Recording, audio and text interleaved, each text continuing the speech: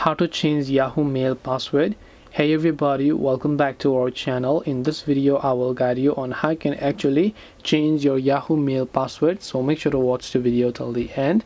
So if you want to basically change your Yahoo Mail password, it's actually quite simple. All you have to do is go ahead and first of all make sure to launch the Yahoo Mail application and sign into your account. Once you've made sure of that, tap the profile icon from the top left of the screen and go to the option here known as settings. Once you go to this option over here known as settings, you will see this type of interface where you can go to the option called manage accounts. Under manage account, you'll find the current account and you'll find the account info button right next to that account. So you gotta tap the account info option here. Once you come to account info, here you'll find security, so just tap on security and first of all go ahead and then verify with your fingerprint or password. And once you're done, on the next page you'll actually find the option to change your password. So right here you'll find this option here known as change password. So tap on the change password option, enter the new password you would like to use, and then tap the continue option to basically go ahead and then enter the new password.